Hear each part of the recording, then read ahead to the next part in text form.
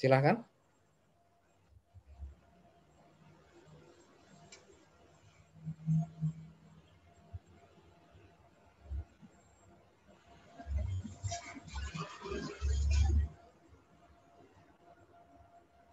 Sudah kelihatan teman-teman PPT-nya? Sudah.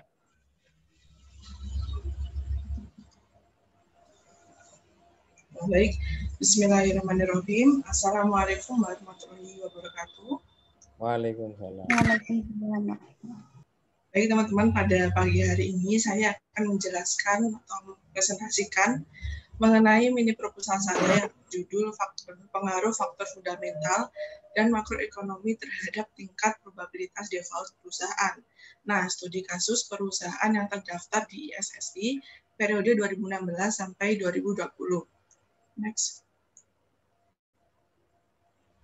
Nah, agenda yang akan dibahas pada pagi hari ini yaitu yang pertama ada bab 1 pendahuluan, bab 2 tinjauan pustaka, dan bab 3 itu metode penelitian. Next. Nah, yang pertama ada yang di bab 1 itu ada latar belakang. Jadi, latar belakang dari penelitian ini atau alasan saya tertarik untuk meneliti ini adalah karena pada kuartal 2 tahun 2020 itu pertumbuhan ekonomi Indonesia mengalami pertumbuhan yang negatif, yaitu di mana pada kuartal 2 ini pertumbuhan ekonomi Indonesia minus 5,32%. Nah, atau berdasar PDB yakni sebesar 3.687,7 triliun. Nah, namun apabila dibanding dengan harga konstan atau year on year-nya, itu pertumbuhan ekonomi tersebut mengalami kontraksi sebesar negatif 5,32%. Dan apabila dibanding dengan triwulan pertama atau triwulan sebelumnya itu pertumbuhan ekonomi ini berkontraksi sebesar minus 4,19%. Nah, melemahnya aktivitas perekonomian negara dapat menjadi sinyal terjadinya resesi ekonomi dan menyebabkan penurunan tingkat investasi perusahaan yang berdampak pada penurunan modal dan laba perusahaan. Nah, kondisi tersebut menyebabkan perusahaan-perusahaan yang berhutang ini akan mengalami kesulitan pengembalian pinjaman hutang sehingga muncul adanya probabilitas default perusahaan atau peluang gagal bayar. Nah, probabilitas default sendiri adalah suatu peluang yang menunjukkan ketidakmampuan perusahaan dalam membayar kembali hutang yang termasuk bunga dan pokok pinjamannya.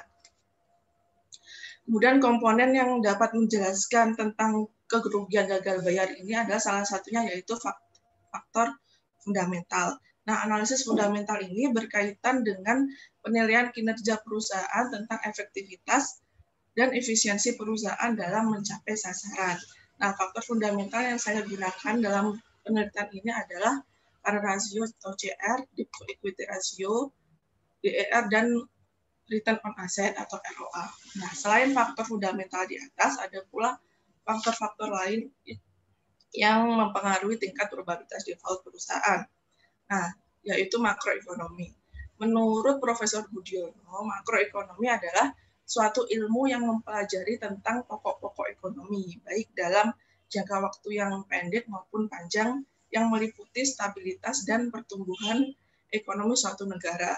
Nah, variabel ekonomi yang saya gunakan adalah inflasi, suku bunga, dan kurs. Kemudian, penelitian mengenai probabilitas default ini yang dilakukan oleh peneliti-peneliti sebelumnya, seperti penelitian Mulyaningrum tahun 2008 itu menghasilkan ROA tidak berpengaruh terhadap probabilitas default perusahaan. Nah, sedangkan Saleh dan Sudiatno 2013 itu ROA berpengaruh terhadap probabilitas default perusahaan. Sedangkan Divino dan Rocha tahun 2013 itu suku bunga tidak berpengaruh terhadap probabilitas default perusahaan.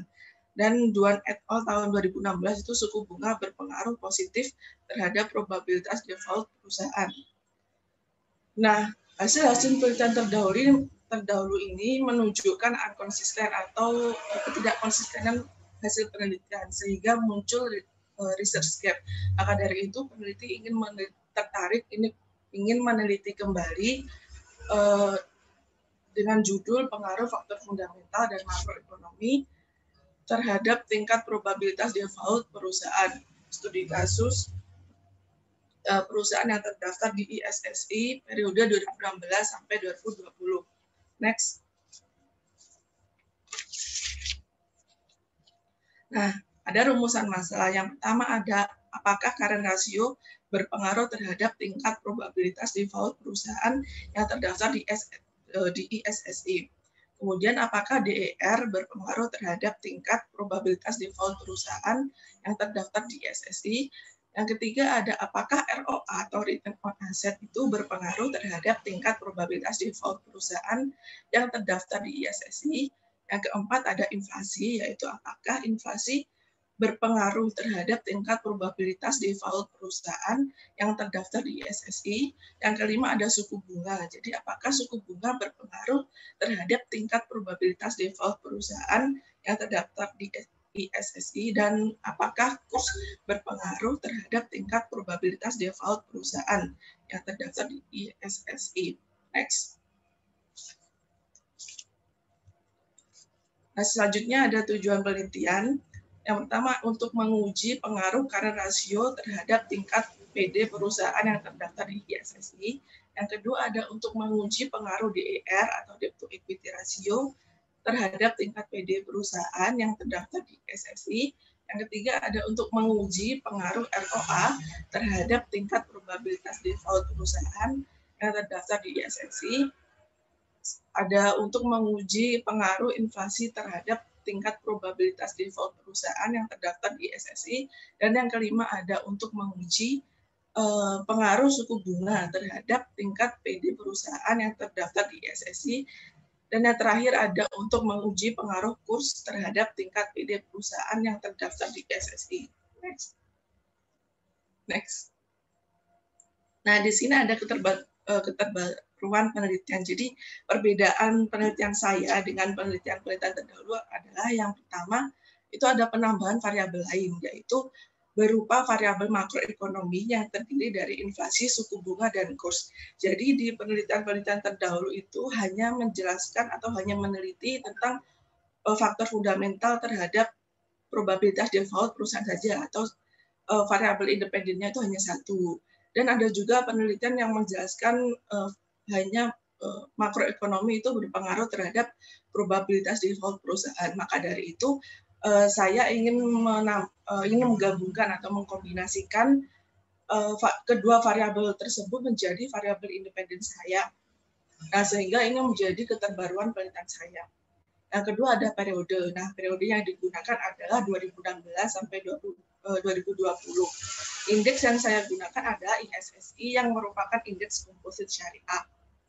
Dan yang terakhir ada variabel independen yang saya gunakan, ini ada berbeda dengan penelitian terdahulu, yaitu CR, DER, ROA, inflasi, suku bunga, dan kurs. Next.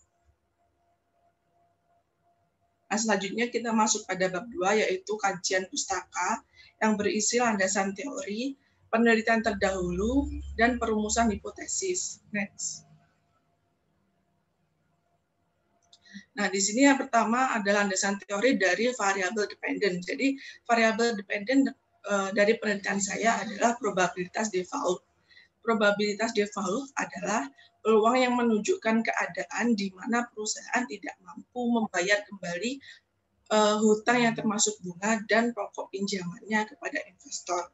Nah, probabilitas default pada penelitian ini didasarkan pada teori Merton. Nah, teori ini berasumsi bahwa perusahaan akan dianggap default apabila nilai aset perusahaan di masa depan itu lebih kecil daripada nilai hutang perusahaan di masa depan. Nah, probabilitas default pada teori ini didasarkan pada harga pasar. Next. Selanjutnya adalah landasan teori dari variabel independen. Yang pertama yaitu faktor fundamental, terdiri dari current ratio. Nah, current ratio itu menunjukkan kemampuan perusahaan dalam memenuhi kewajiban jangka pendek dengan menggunakan aktiva lancar yang dimiliki perusahaan. Current ratio yang baik maka akan mempengaruhi banyaknya investor yang menempatkan modalnya ke perusahaan tersebut.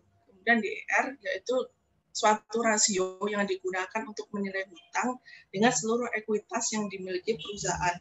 Nah, dalam hal ini investor itu cenderung menghindari perusahaan-perusahaan yang memiliki nilai DER yang tinggi. Mengapa? Karena perusahaan yang memiliki nilai DER yang tinggi, maka itu menandakan bahwa perusahaan itu memiliki resiko yang tinggi. Yang ketiga ada ROA atau return on asset. Nah, return on asset adalah suatu rasio yang mengukur seberapa jauh mana aset perusahaan itu dapat menghasilkan laba. Nah, semakin tinggi ROA, maka kinerja perusahaan ini semakin baik dan para pemegang sahamnya pun akan mendapatkan keuntungan yang diterimanya itu juga akan meningkat. Kemudian ROA yang tinggi ini juga mencerminkan bahwa perusahaan tersebut semakin efisien dalam memanfaatkan aktiva untuk menghasilkan laba bersih perusahaan. Yang kedua ada variabel independen, yaitu makroekonomi, terdiri dari inflasi. Nah, inflasi adalah kenaikan harga barang secara umum yang berlaku dalam suatu perekonomian secara terus-menerus dalam kurun waktu tertentu. Nah, dampak dari inflasi sendiri adalah akan menurunkan pendapatan real orang-orang yang berpendapatan, kemudian mengurangi nilai kekayaan berbentuk uang, dan memperburuk pembagian kekayaan. Nah, yang kedua ada suku bunga. Tingkat suku bunga yang tinggi ini merupakan sinyal negatif bagi perusahaan yang akan melakukan pendanaan berupa hutang. Yang terakhir ada kurs, yaitu nilai atau harga mata uang dari sebuah negara yang diukur atau dinyatakan dalam harga mata uang lain. Next.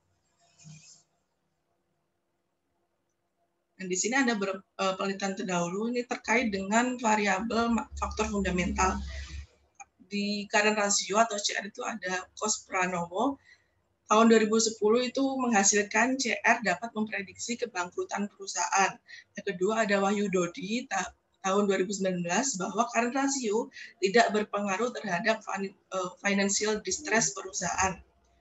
Kemudian variabel debt to equity ratio atau DER itu ada Saleh dan Sudiatno tahun 2013 yang memiliki hasil penelitian yaitu debt ratio mampu memprediksi terjadinya kebangkrutan. Kemudian Widarjo dan Setiawan tahun 2009 DR ini tidak berpengaruh terhadap financial distress. Yang ketiga ada return on asset, penelitiannya yaitu Saleh dan Sudiatno tahun 2013 bahwa ROA itu berpengaruh terhadap probabilitas default perusahaan. Yang kedua ada Sekargita Agus et al. 2014, ROA berpengaruh positif terhadap probabilitas default perusahaan. Dan yang ketiga ada Mulyaningrum tahun 2008 bahwa variabel ROA ini tidak signifikan dengan gagal bayar. Next.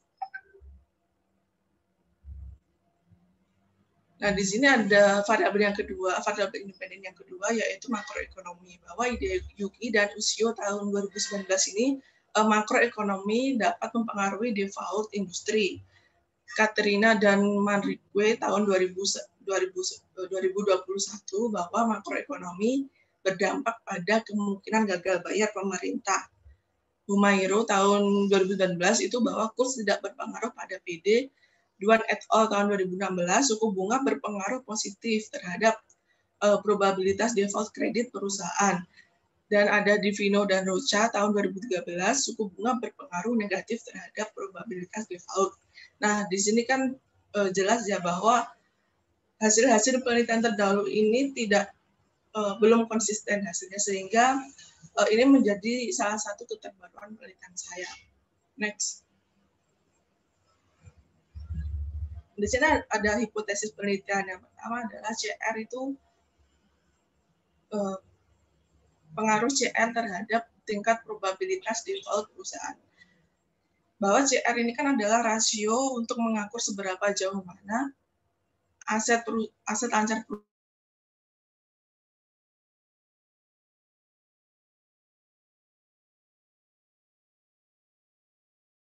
jaminan atas pembayaran kewajiban lancar perusahaan dalam jangka waktu yang pendek.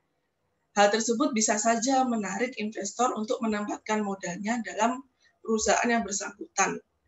Sehingga aktiva perusahaan itu akan bertambah. Nah, pertambahan aktiva itu nanti dapat meminimalisir terjadinya gagal bayar pinjaman oleh perusahaan.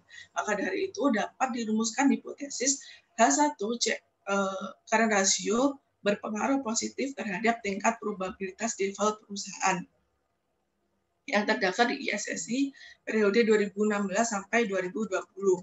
Nah, yang kedua ada pengaruh DER terhadap probabilitas default. Nah, DER kan merupakan atau digunakan untuk memberikan informasi mengenai seberapa besar si ekuitas dari para pemegang saham yang digunakan untuk menutupi keseluruhan hutang perusahaan.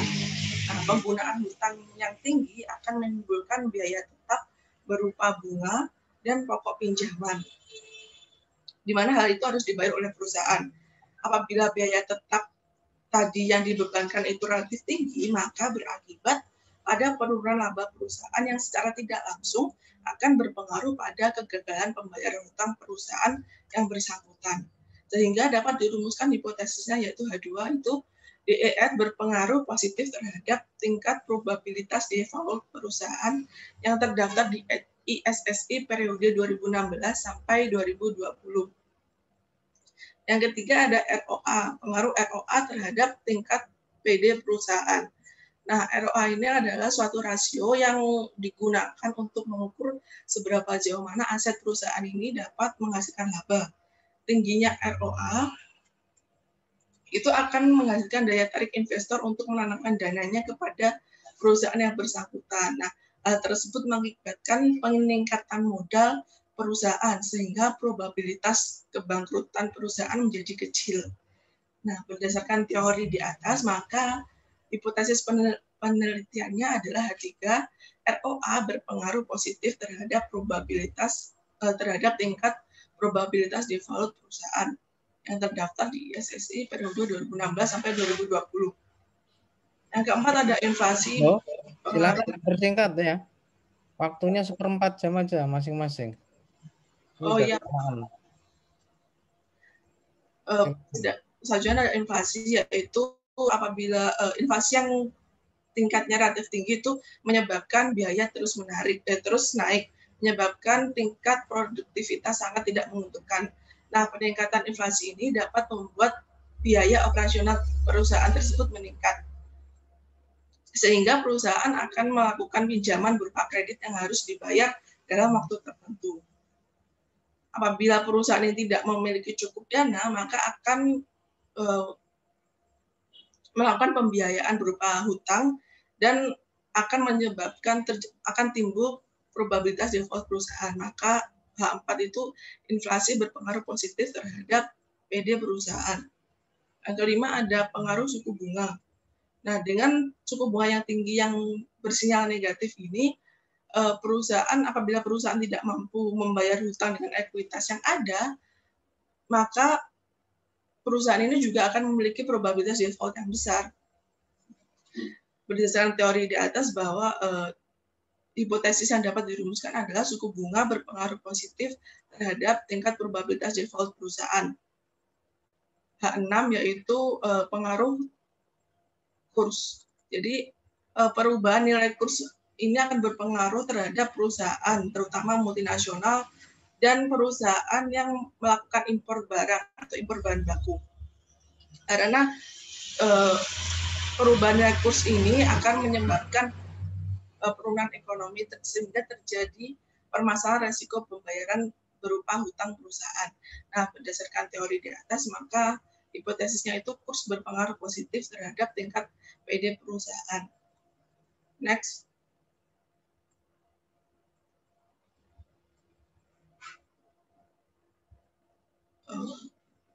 Nah, di sini ada bab 3 yaitu definisi dan pengukuran variabel. Yang pertama ada probabilitas default. Nah, di sini didasarkan pada harga pasar. Ya, halo Mbak, silakan ganti yang lain dulu aja. Oh iya. Nggak terlalu lama. Mbak. Oh, ini udah mau selesai, Pak. Oke, 2 menit. Oh iya. Nah, rumusnya seperti itu. Next, Mas. Nah, di sini ada variabel independennya terdiri dari current ratio, debt to equity ratio, dan ROA masing-masing. Rumusnya seperti itu. Dengan makroekonomi ada inflasi, suku bunga, dan kurs. Nah, suku bunga dan kurs ini saya belum mencantumkan rumusnya karena saya belum terlalu paham tentang perhitungan suku bunga. Next. Di bab 3 ada desain penelitian. Ini menggunakan penelitian kuantitatif yang bertujuan untuk menguji variabel penelitian. Nah, data yang digunakan adalah time series. Kemudian populasi dan sampelnya itu populasinya seluruh perusahaan yang terdaftar di ISSI, sedangkan sampelnya itu ditentukan menggunakan metode purposive sampling. Nah, sumber data dan Sudah cukup, Mbak? data. Halo? Sudah cukup? Ya, sudah. Yang lainnya?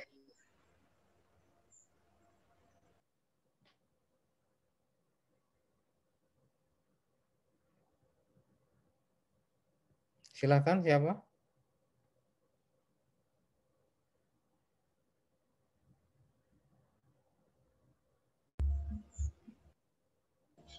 Eva, Pak.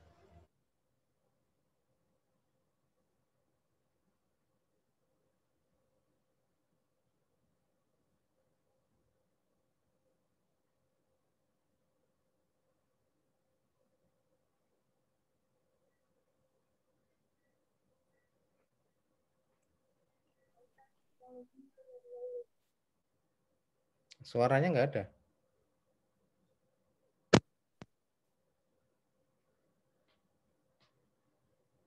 Silakan, Pak. Maksimal 15 menit. Baik, Pak. Baik. Assalamualaikum warahmatullahi wabarakatuh. Waalaikumsalam. Saya Eva Novalasari Saputri. Di sini saya ingin mempresentasikan mini proposal saya yang berjudul Pengaruh Inflasi, Nilai Tukar, Suku Bunga, dan Risiko Sistematis terhadap Pertumbuhan Perbankan Syariah. Next.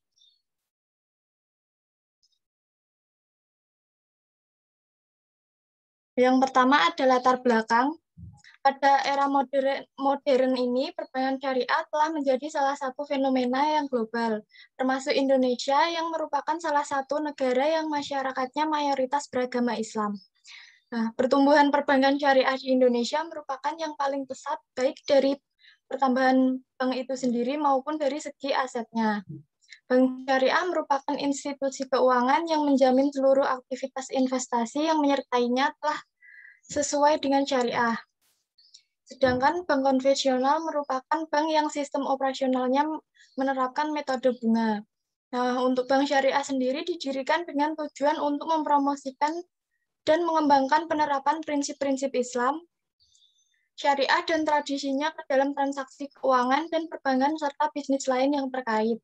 Berdasarkan data yang dipublikasikan oleh OJK, aset perbankan syariah pada Desember 2018 tercatat ada 477,42 triliun rupiah dan pada Oktober 2019 menjadi 499,98 triliun rupiah atau dalam 10 bulan tumbuh tipis sebesar 4,7%. Nah, inflasi menurut kamus adalah kemerosotan nilai mata uang karena terlalu banyak beredar dan menyebabkan melambungnya harga barang-barang. Inflasi banyak terjadi di negara berkembang karena struktur ekonomi negara berkembang masih rentan terhadap goncangan ekonomi yang bersumber dari dalam negeri atau yang berkaitan dengan hubungan luar negeri. Misalnya, memburuknya utang luar negeri dan kurs falas dapat menimbulkan fluktuasi harga di pasar domestik. Lalu, jika inflasi terjadi terus-menerus akan mengakibatkan indeks saham menurun karena jika inflasi menurun terus-menerus maka harga barang akan semakin tinggi dan orang-orang akan berhenti pada jumlah harga yang hanya dapat mereka jangkau atau mereka berhenti pada titik harga yang mampu mereka beli. Kemudian ketika nilai tukar rupiah mengalami depresiasi, maka investor akan mengalihkan dananya ke luar negeri sehingga terjadi capital outflow. Mengalirnya dana ke luar negeri menyebabkan investasi dalam negeri mengalami penurunan. Nah, penurunan ini berdampak pada berkurangnya investasi pada saham di pasar domestik sehingga harga saham pun ikut mengalami penurunan.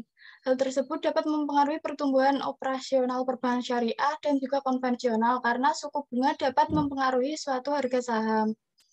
Nah, suku bunga menggambarkan tingkat keuntungan investasi dan menggambarkan ukuran biaya modal yang harus dikeluarkan. BI rate atau suku bunga merupakan instrumen yang digunakan Bank Sentral atau Bank Indonesia untuk mengendalikan inflasi. Apabila terjadi kenaikan BI rate, maka para investor cenderung untuk mengalihkan dana mereka untuk didepositokan. Namun jika BI rate mengalami penurunan, maka para investor cenderung melakukan investasi dengan melakukan pembelian saham. Nah, kedua keputusan tersebut, baik melakukan investasi dengan melakukan deposito maupun dengan melakukan investasi di pasar modal akan berdampak kepada naik atau turunnya harga saham yang juga berdampak kepada indeks harga saham.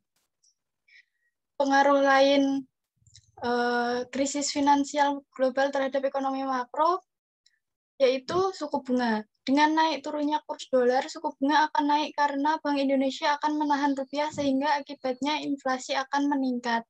Yang kedua, gabungan antara pengaruh kurs dolar tinggi dan suku bunga yang tinggi akan berdampak pada sektor investasi dan sektor real, di mana investasi di sektor real seperti properti dan usaha kecil dan menengah atau UKM dalam hitungan semesteran akan sangat terganggu. Pengaruhnya pada investasi di pasar global, krisis global ini akan membuat orang tidak lagi memilih pasar modal sebagai tempat menarik untuk berinvestasi karena kondisi makro yang kurang mendukung. Nah, dalam menilai kinerja sebuah perbankan syariah maupun konvensional, seorang investor biasanya mengacu pada prospektus dan laporan keuangan perbankan tersebut. Kemampuan perbankan untuk menghasilkan dan kegiatan operasionalnya merupakan fokus utama dalam penilaian prestasi perbankan.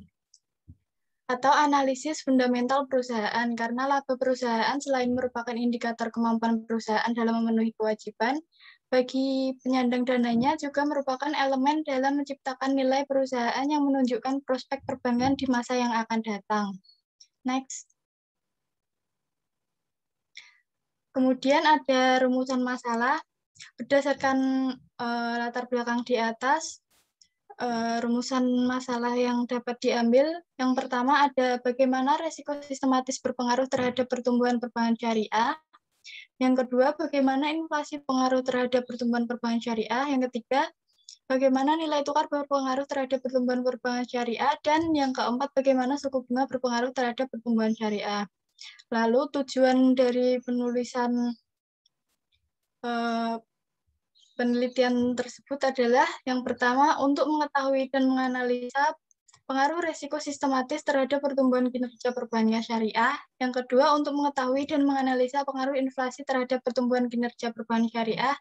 Yang ketiga untuk mengetahui dan menganalisa pengaruh nilai tukar terhadap pertumbuhan kinerja perbankan syariah, dan yang terakhir untuk mengetahui dan menganalisa pengaruh suku bunga terhadap pertumbuhan kinerja perbankan syariah.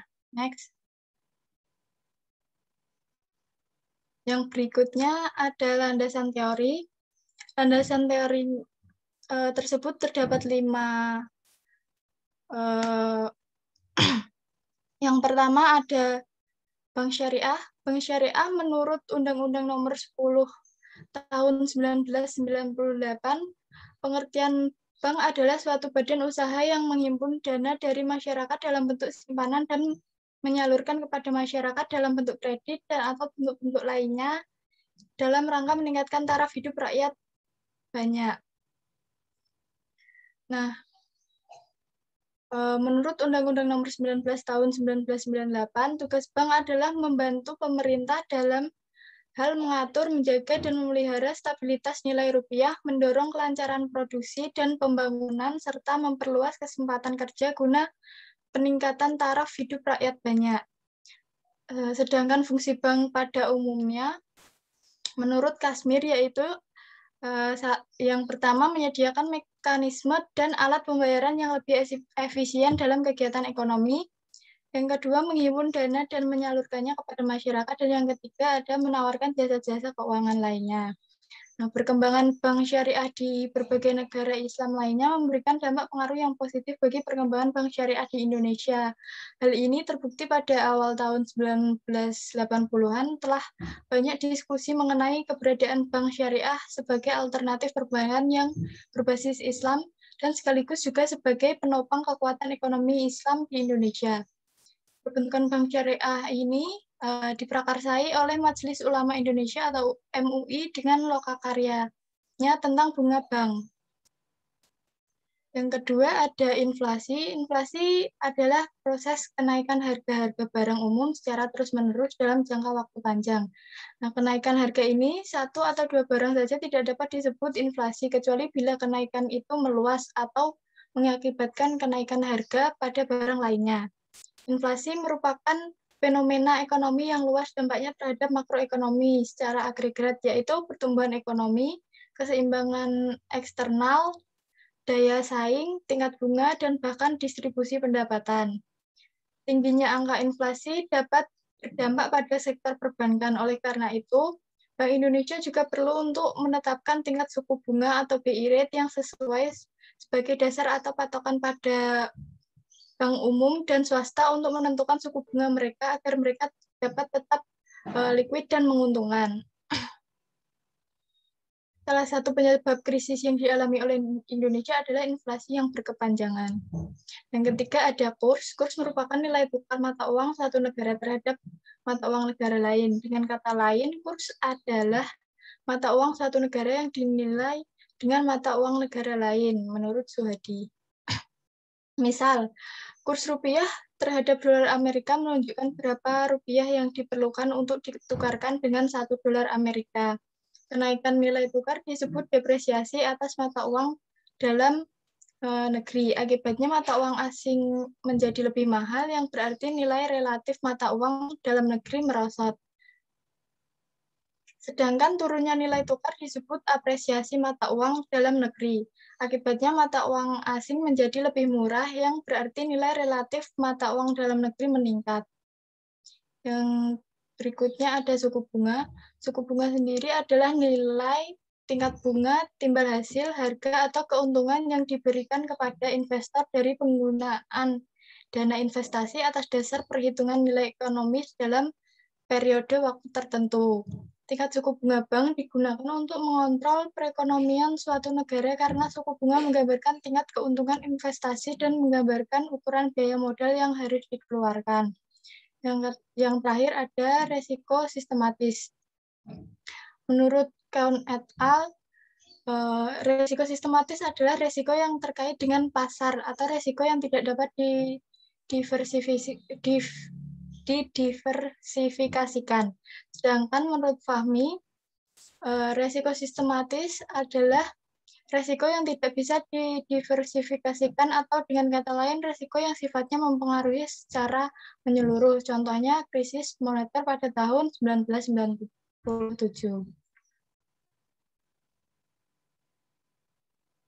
Next. Nah, berikutnya ada penelitian terdahulu. Yang pertama ada Ayu Yanita Sahara dalam penelitiannya yang berjudul Analisis Pengaruh Inflasi Suku Bunga BI dan Produk Domestik Bruto terhadap Return on Asset Bank Syariah Indonesia. Hasil penelitiannya mengatakan suku bunga BI berpengaruh negatif terhadap ROA, inflasi berpengaruh positif terhadap ROA, produk domestik bruto berpengaruh positif terhadap ROA, dan secara bersamaan inflasi, suku bunga BI, dan produk domestik bruto berpengaruh positif dan signifikan terhadap ROA. Yang kedua ada penelitian dari Novianto Satrio. Dalam penelitiannya yang berjudul Analisis Pengaruh Tingkat Inflasi dan Suku Bunga BI terhadap Kinerja Keuangan Bank Muamalat. Hasil penelitiannya mengatakan inflasi berpengaruh negatif terhadap kinerja keuangan bank, suku bunga BI berpengaruh negatif terhadap kinerja keuangan bank. Yang ketiga ada penelitian dari Octavia, dari penelitiannya yang berjudul Pengaruh suku BI dan inflasi terhadap kinerja keuangan pada PT Bank Mandiri Syariah. Dengan hasil penelitian menunjukkan bahwa secara parsial hanya variabel suku bunga BI yang menunjukkan pengaruh yang signifikan terhadap kinerja keuangan pada bank umum syariah di Indonesia. Variabel inflasi tidak berpengaruh terhadap kinerja keuangan pada bank umum syariah di Indonesia. Yang keempat, ada penelitian dari Linda Dwi Octavia dengan penelitian yang berjudul pengaruh suku bunga SBI, nilai tukar rupiah, dan inflasi terhadap kinerja keuangan perusahaan sebelum dan sesudah privatisasi. Penelitiannya mengatakan suku bunga SBI berpengaruh positif terhadap kinerja keuangan perusahaan, nilai tukar rupiah berpengaruh negatif terhadap kinerja keuangan perusahaan, dan inflasi berpengaruh negatif terhadap kinerja keuangan perusahaan. Lalu yang terakhir ada penelitian dari Nini Savitri Aziz dalam penelitiannya yang berjudul pengaruh return on asset, debt to quality ratio atau DER, tingkat suku bunga dan tingkat inflasi terhadap return saham sektor perbankan di Bursa Efek Indonesia, yang mengatakan bahwa inflasi berpengaruh positif terhadap return saham sektor perbankan di BEI, suku bunga BEI berpengaruh positif terhadap return saham sektor perbankan di Indonesia. Next. Yang selanjutnya yaitu ada hipotesis. Yang pertama ada hipotesis dari pengaruh inflasi terhadap kinerja keuangan. Nah, hasil penelitian ini menunjukkan bahwa inflasi berpengaruh positif terhadap kinerja keuangan.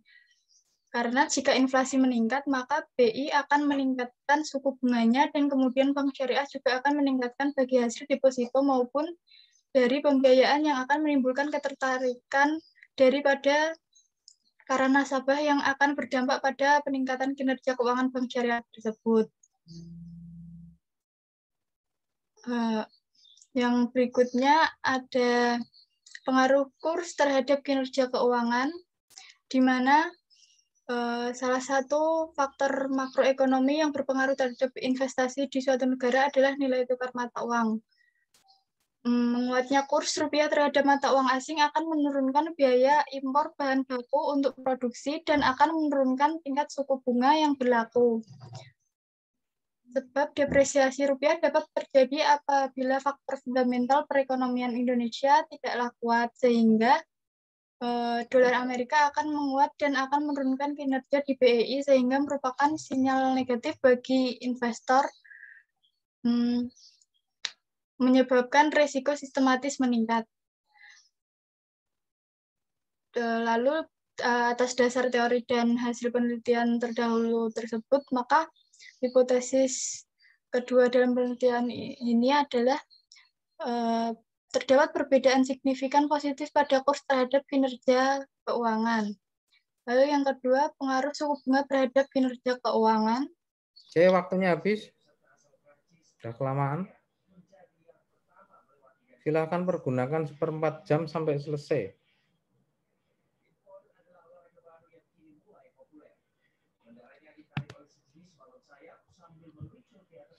Silakan yang ketiga.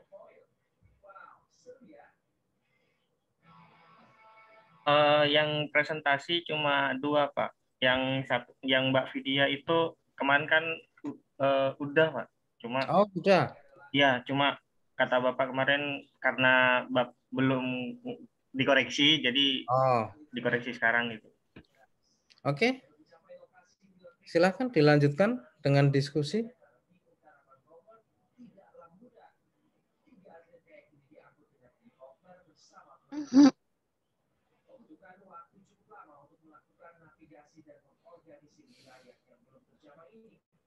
Silakan, ada yang bertanya? Saya Pak mau bertanya kepada Mbak Milen. Oke, Tias. Ya, kenapa di situ sudah ada abstrak ya Mbak? Padahal kan penelitian itu belum dilakukan. Terus untuk penulisan makalahnya mungkin lebih bisa dirapikan lagi karena di halaman 13 ke 14 itu jaraknya nggak sama dengan halaman sebelumnya. Itu aja sih. Terima kasih.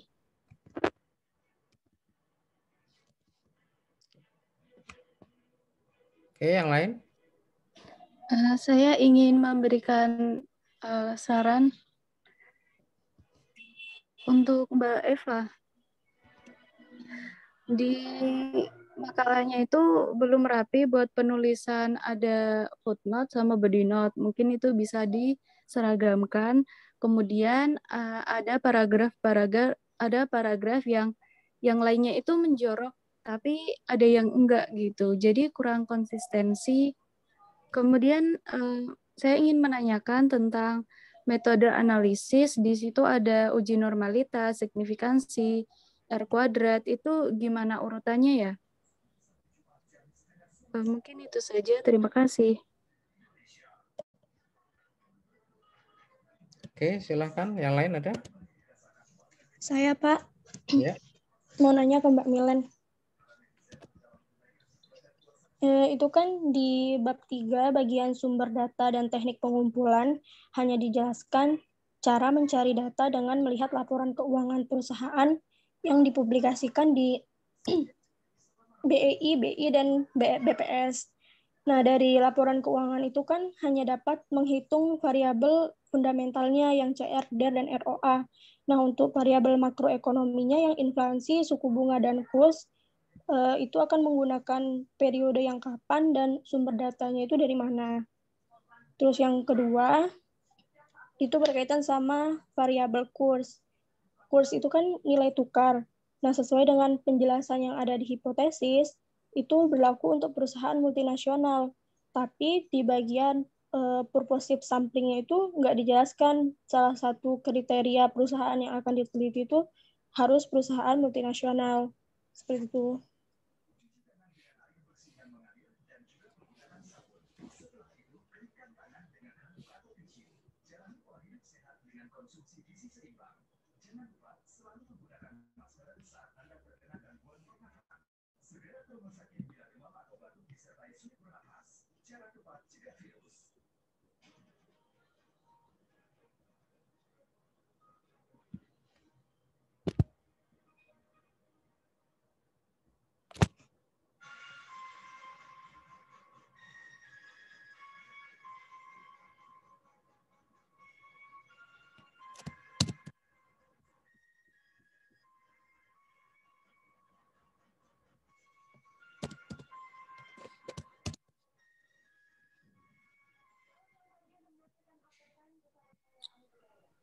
Pak, saya mau izin menyampaikan juga untuk Mbak Milen.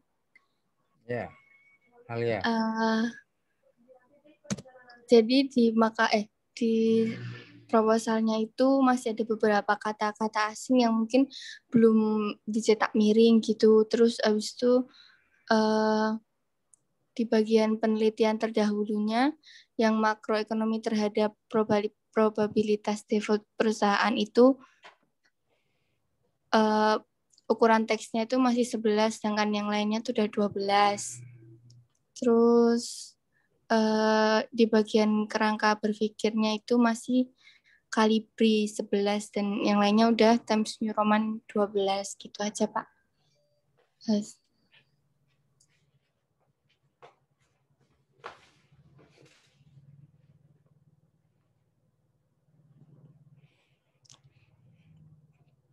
Kalau sudah tidak ada, silahkan dijawab.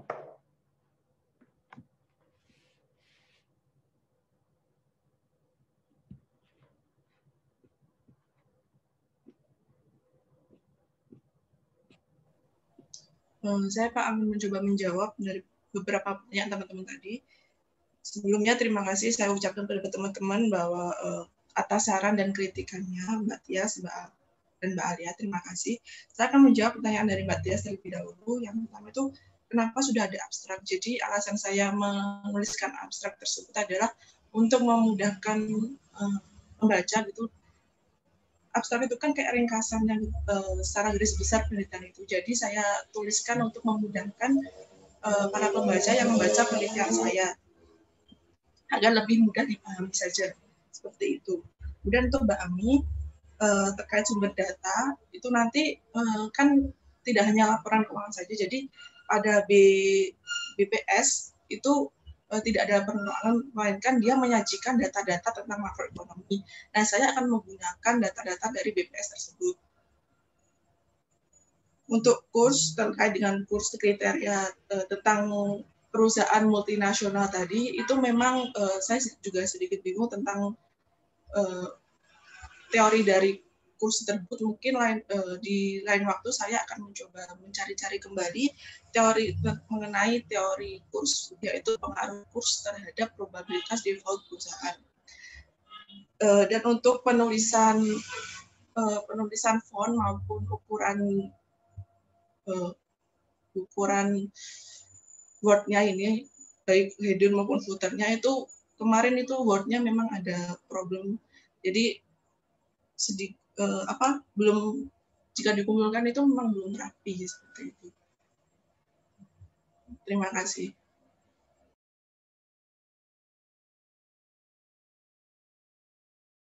Baik, saya akan mencoba menjawab dari pertanyaan Mbak Putri Prastiwi tadi.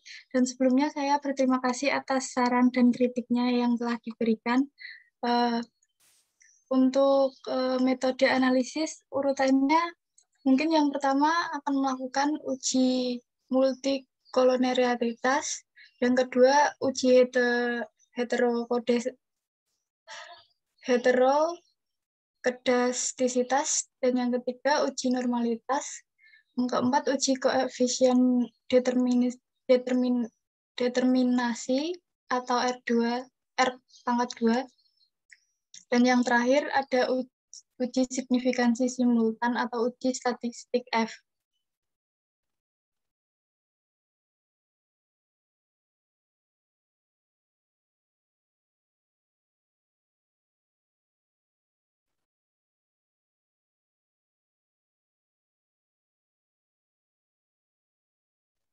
Gitu. Masih ada?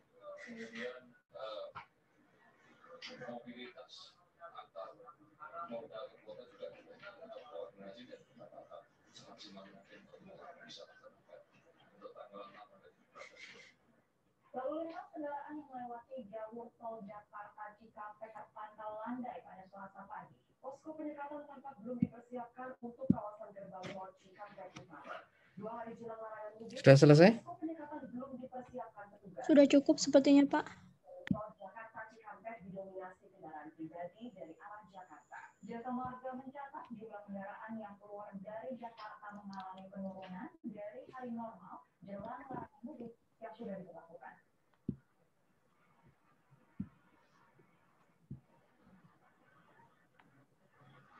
Oke, ini yang punya Vidya. Ya. Catatannya yang pertama adalah perbedaan dengan penelitian sebelumnya, Pak. Ini apa studi kasusnya apa merger bank, Pak?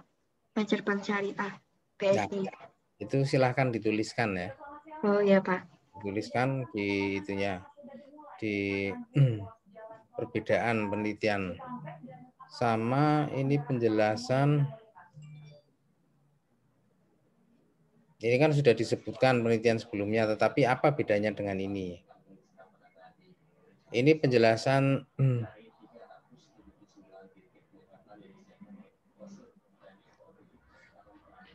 ini kan penelitiannya event study ya? Oh, yang itu ya, Pak. Ini penelitian tentang event study kan? Oh, kalau saya ini pair sample test, Pak. Kalau saya menggunakan pair sample test, Pak. Lah ini kok bunyi hipotesisnya, apakah terdapat perubahan antara rata-rata abnormal return saham sebelum dan sesudah? Ini menggunakan apa ini? Saya menggunakan ini pair sample test untuk apa? Menguji penelitian ini, Pak. Lah ini untuk mengukur. Ini loh. Ini ada abnormal return AR, return individual. Ini apa? Oh, kalau itu penjabaran dari rumus abnormal return-nya, Pak. Bukan. Kalau Anda bicara abnormal return itu sebenarnya bicara apa toh? Ini rumusnya. Ini kan rumusnya. Abnormal return adalah abnormal return sekian-sekian.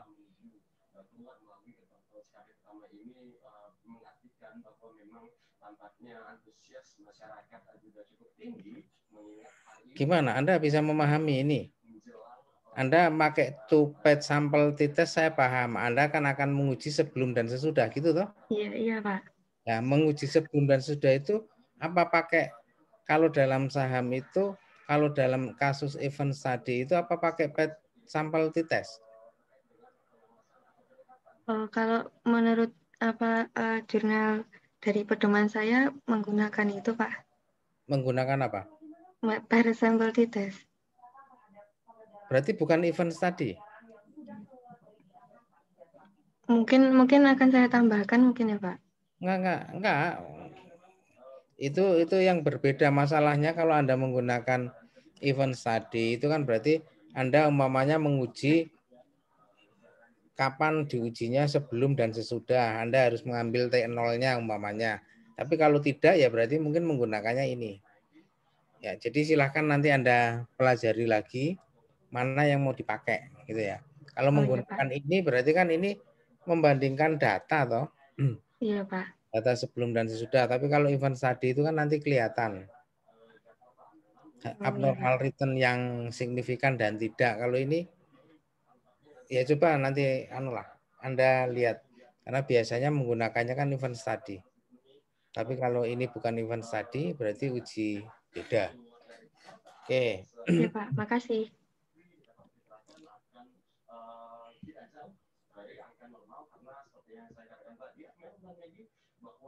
Pada akhir pekan lalu saja ada sekitar hampir 400.000 jumlah kendaraan yang keluar dari Jakarta dan 99.000 diantaranya melalui gerbang tol Cikampek Utama ini dan angka ini juga ini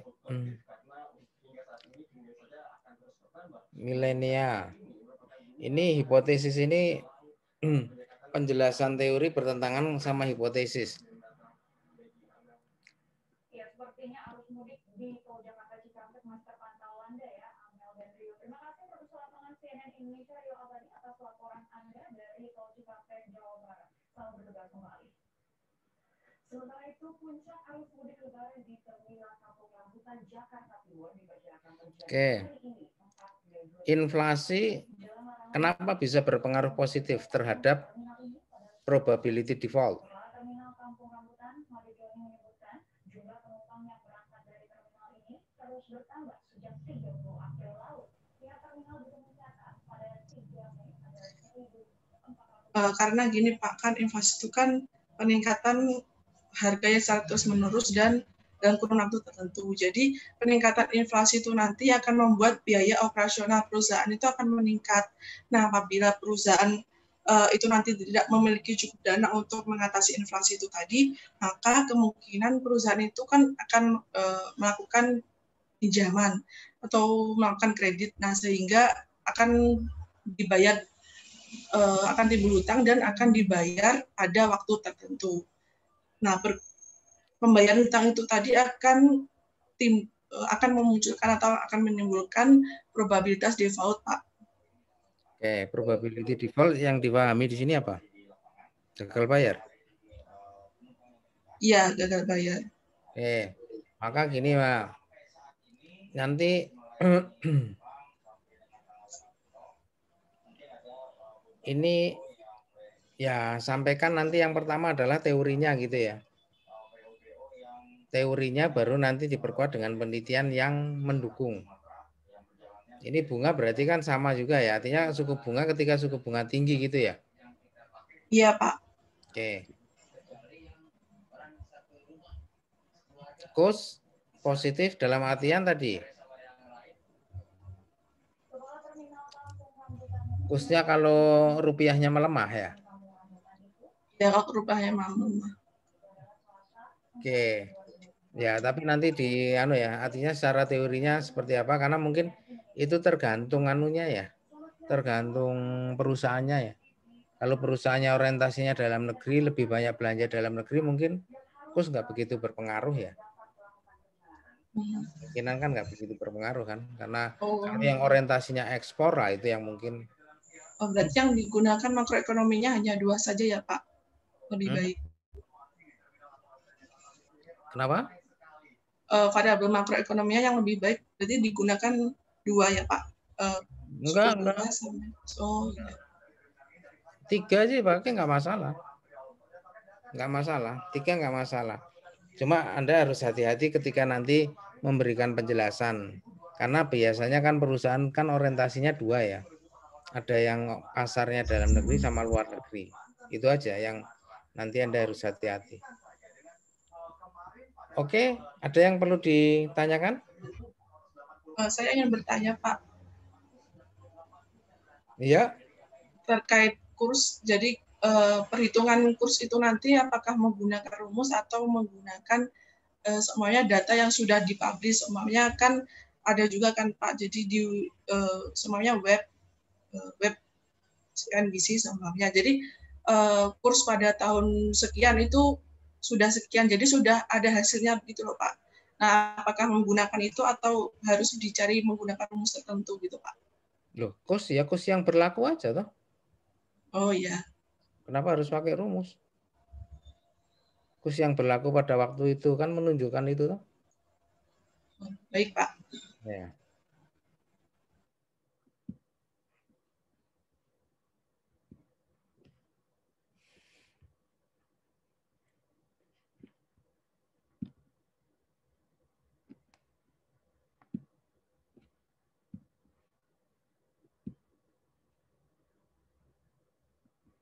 Oke, Eva.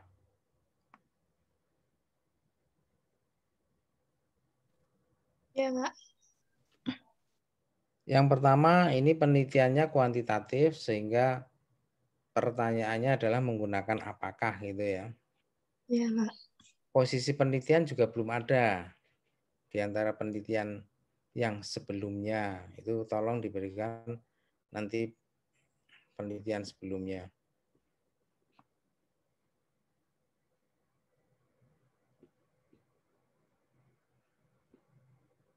Posisi terus jadi kalau menyusun hipotesis ini jangan ke penelitian orang. Penelitian orang itu kan hasilnya bisa beda-beda.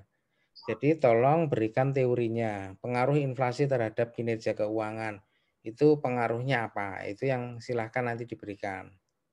Ini kan udah positif gitu ya. Ya. Jadi silahkan secara teori gimana, baru setelah itu penelitian orang. Baik, Pak. Ini KUS berpengaruh terhadap kinerja itu argumennya apa? Ini karena nggak ada teorinya. Apa? Ya.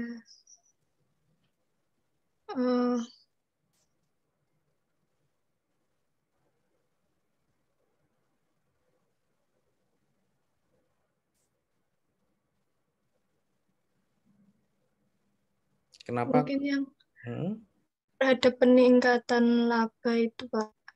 Lah ya, kenapa KUS kok bisa berpengaruh positif? Kenapa? Argumennya apa?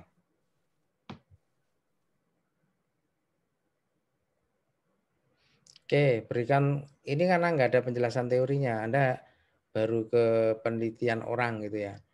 Risiko sistematis, kalau yang lain ada arahnya, ini kenapa nggak ada arahnya? Risiko sistematis berpengaruhnya positif apa negatif? Ya, maaf itu juga belum, Pak. Oh, nah makanya silahkan basisnya menggunakan teori ya. Kalau dengan teori kan baku ya. Persoalan tidak terbukti itu kan persoalan lain. Ya, Pak. Oke, ada yang tanyakan? Mungkin cukup, Pak. Cukup. Berarti kita ketemu lagi insya Allah minggu depan. Terima kasih. Assalamualaikum. Waalaikumsalam warahmatullahi wabarakatuh. Terima kasih, Pak. Ya, sama-sama. Terima kasih, Pak. Ya, sama-sama izin dulu.